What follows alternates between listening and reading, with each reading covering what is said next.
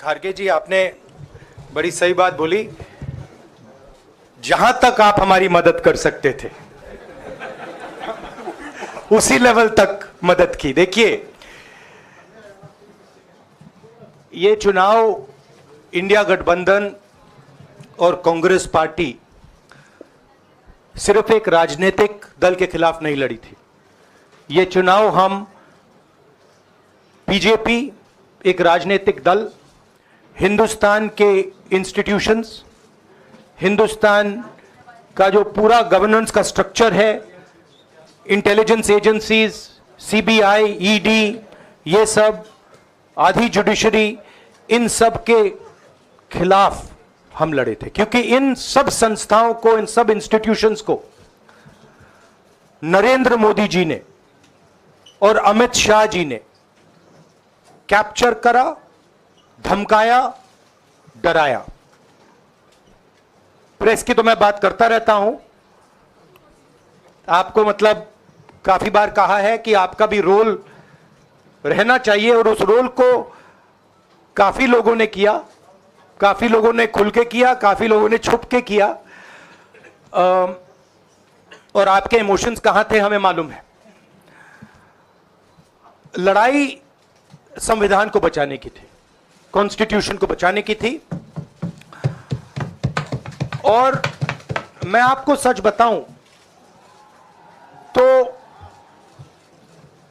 मेरे माइंड में था पहले से, जब इन्होंने हमारा बैंक अकाउंट कैंसिल किया, जब चीफ मिनिस्टर्स को जेल में डाला, पार्टियां तोड़ी, मेरे माइंड में था कि हिंदुस्तान की जनता अपने संविधान के लिए एक साथ खड़ी होकर लड़ जाएगी। और यह सच साबित हुआ। मुझ में भरोसा था, और मैं हिंदुस्तान की जनता से, इंडिया गठबंधन के पार्टनर्स से, कांग्रेस पार्टी के हमारे सब नेताओं और बब्बर शेर कार्यकर्ताओं से दिल से धन्यवाद करना चाहता हूं।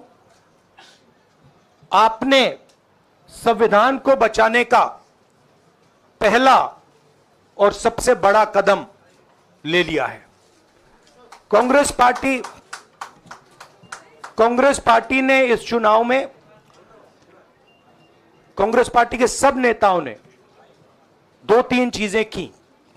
सबसे पहले हमने इंडिया गठबंधन के पार्टनर्स की रिस्पेक्ट की, उनकी जो विशेष थी उनको हमने साथ लिया, और आपने देखा होगा कि जहां भी गठबंधन लड़ा हम एक होकर लड़े।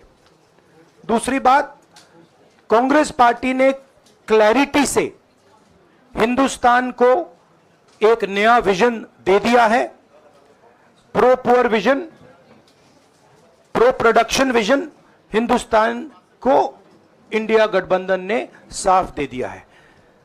यह जो हमारा परफॉर्मेंस हुआ है, इंडिया गठबंधन का परफॉर्मेंस हुआ है, इसके पीछे कॉन्स्टिट्यूशन, जो रिजर्वेशन पर बीजेपी ने आक्रमण किया, गरीबी, अदानी जी के आपने स्टॉक्स तो देखे होंगे, देखे वो स्टॉक्स उनके, तो बड़ी इंटरेस्टिंग बात है। जनता अदानी जी को मोदी जी से डायरेक्टली कोरिलेट कर रही है। मोदी जी की हार होती है, स्टॉक मार्केट कहता है भैया मोदी जी गए तो अदानी जी गए। मतलब डायरेक्ट रिलेशनशिप है, करप्शन की रिलेशनशिप है। और देश ने नरेंद्र मोदी जी को साफ कह दिया है कि हम आपको नहीं चाहते हैं। And this is the main thing that this election has said. The country has unanimously and clearly stated, we do not want Mr. Narendra Modi and Mr. Amit Shah to be involved in the running of this country. We do not like the way they have run this country.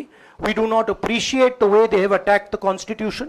We do not appreciate the way they have run this country for the last 10 years. So that is a huge message to Mr. Narendra Modi.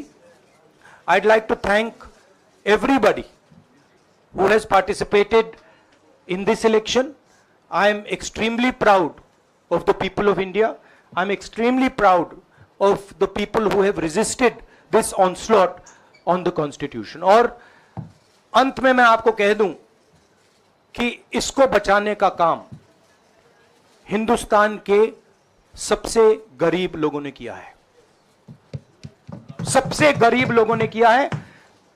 मजदूरों ने किया है, किसानों ने किया है, दलितों ने किया है, आदिवासियों ने किया है, पिछड़ों ने किया है। इन लोगों ने इस कॉन्स्टिट्यूशन को बचाया है।